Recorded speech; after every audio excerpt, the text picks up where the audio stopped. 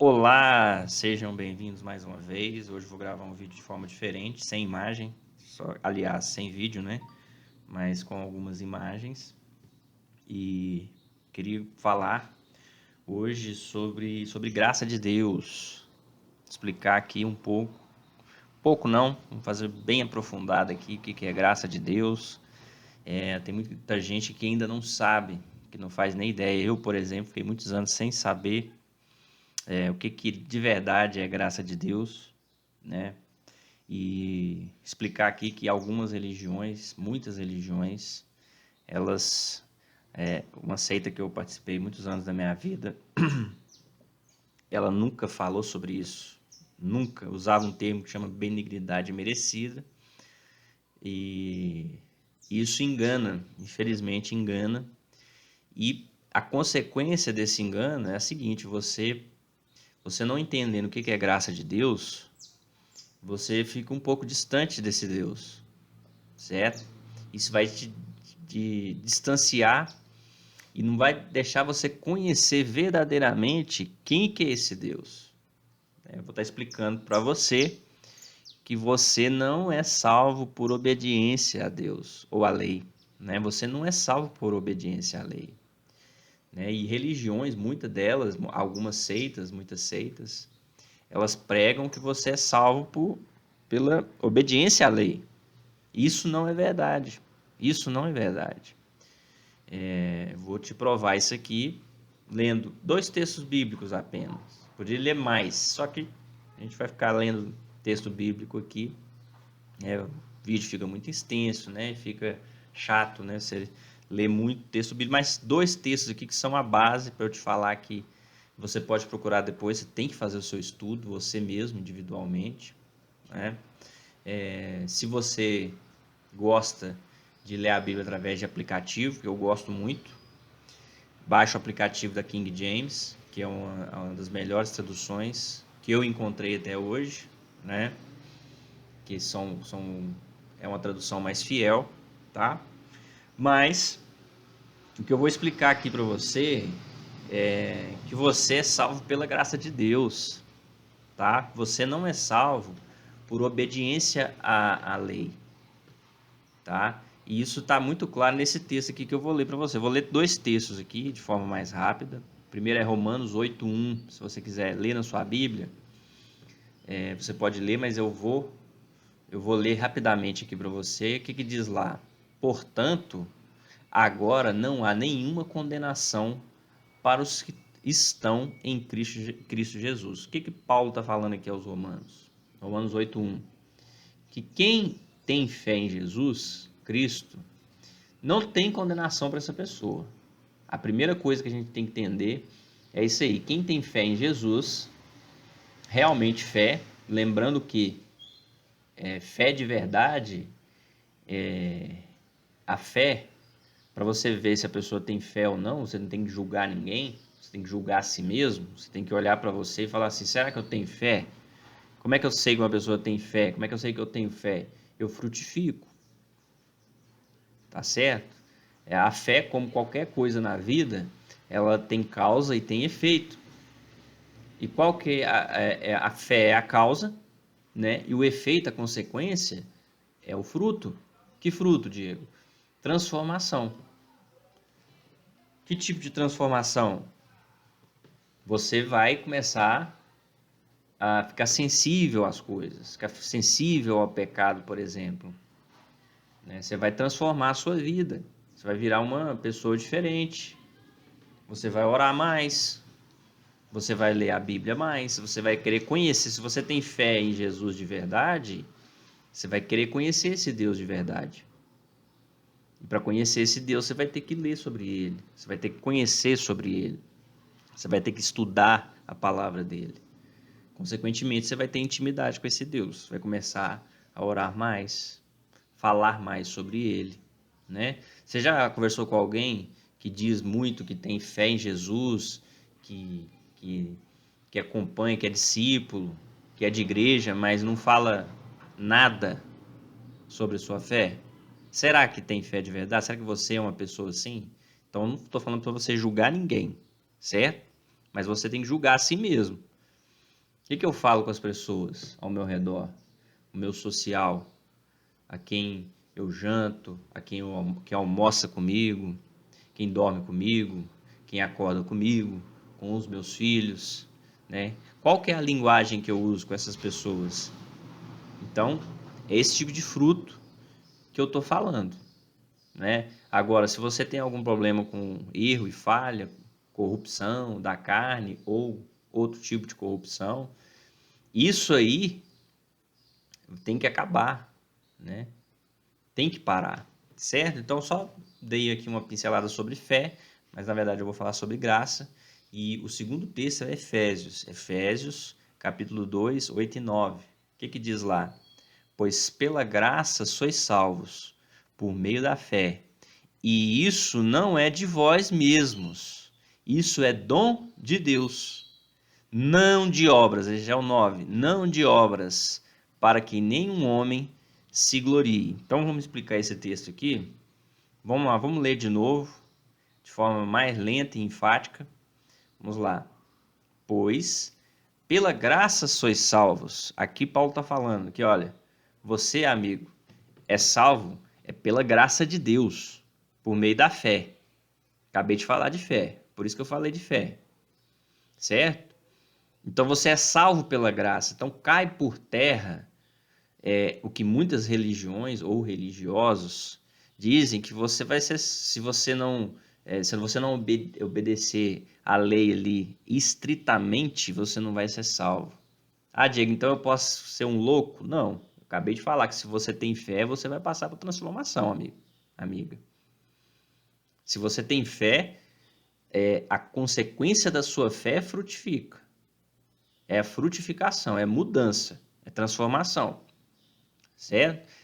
Porém, você não é salvo por obediência à lei.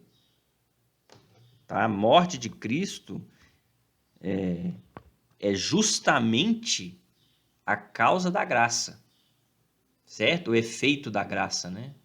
Então, veja bem, ele está falando aqui, ó, sois salvos pela graça de Deus, por meio da fé. Agora, o que vem depois da vírgula é isso aqui, ó. E isso não é de vós mesmos, ou seja, ele está falando aqui que não tem nada a ver com você, amigo. O apóstolo Paulo está deixando claro aqui que tinha revelação de Jesus por trás, claro. Ele está falando aqui que não tem nada a ver com você. Você pode ser um santo, você pode ser um cara, um pregador que está há 50 anos na igreja, que converte pessoas, que ajuda o mais pobre, certo? Que tem o dom de cura, por exemplo. Não é por você. Não é por você, não tem nada a ver contigo. Tá certo? Não tem nada a ver. Você é simplesmente salvo pela graça de Deus, pelo amor infinito de Deus. E ainda ele arremata aqui, isso é dom de Deus.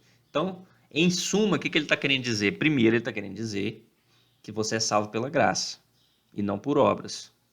E segundo, que é dom de Deus.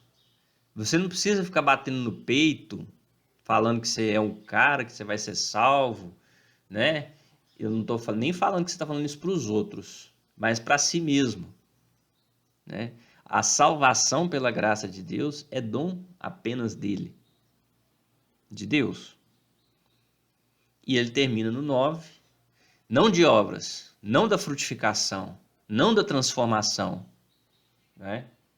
Ou seja, o que transforma o ser, a pessoa, depois que ela tem fé em Jesus, é o próprio Jesus e o Espírito Santo. O próprio Deus faz isso. Então ninguém deve se gloriar por causa disso. Porque quem fez isso foi, de novo, foi Deus.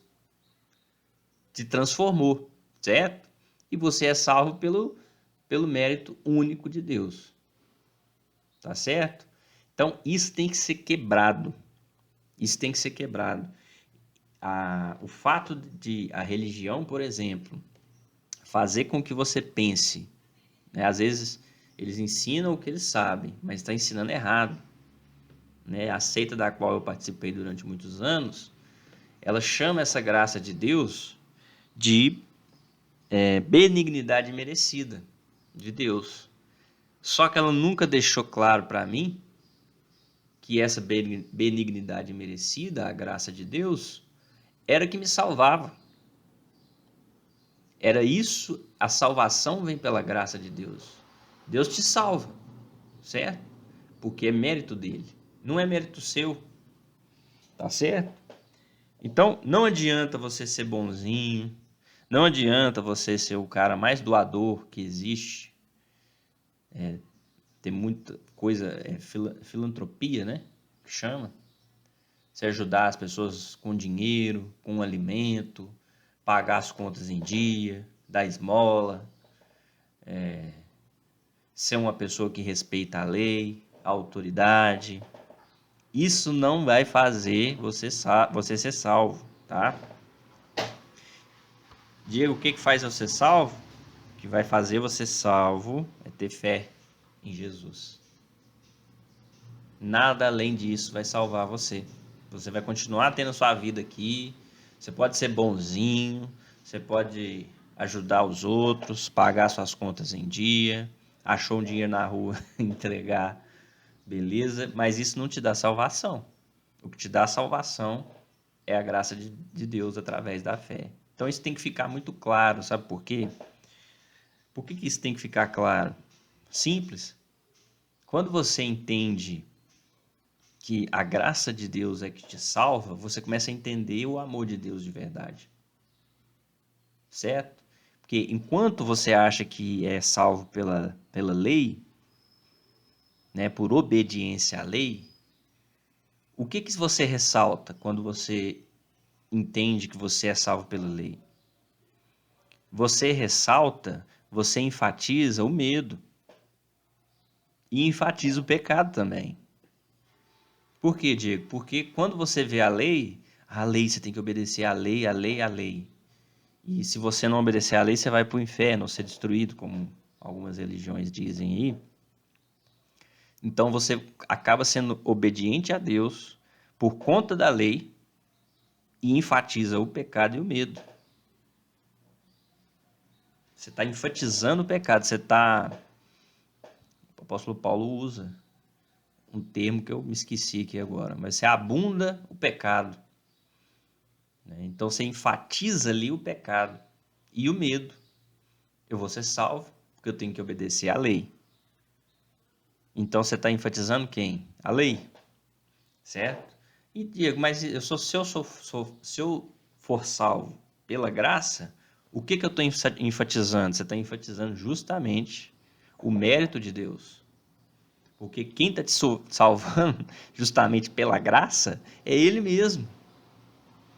Você vai enfatizar o amor que Deus tem por você, pela criação dele, certo?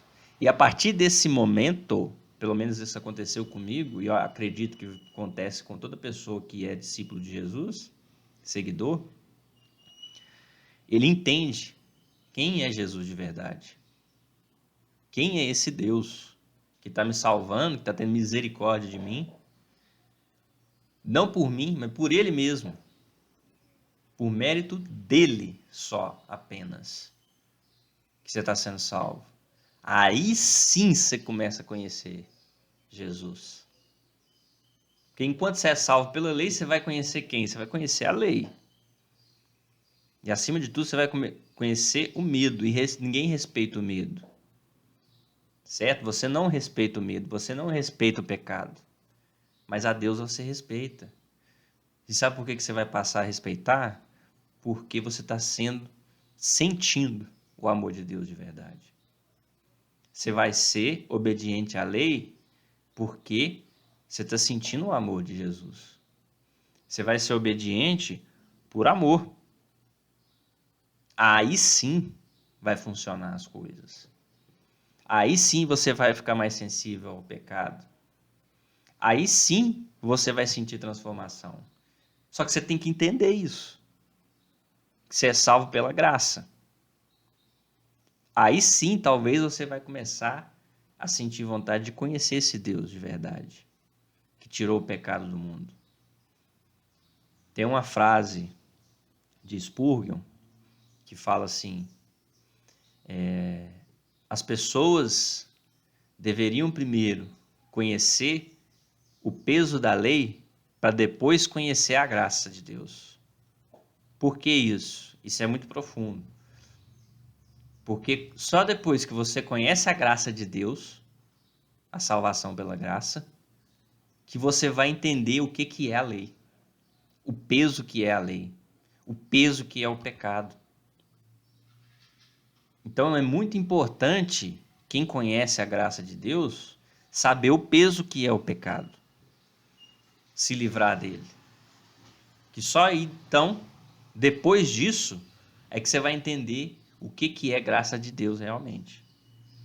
Então, o vídeo é sobre hoje, para você entender que você é salvo pelo amor de Deus, certo? E não por obediência a Deus. E o principal, a chave disso tudo aqui, é o quê?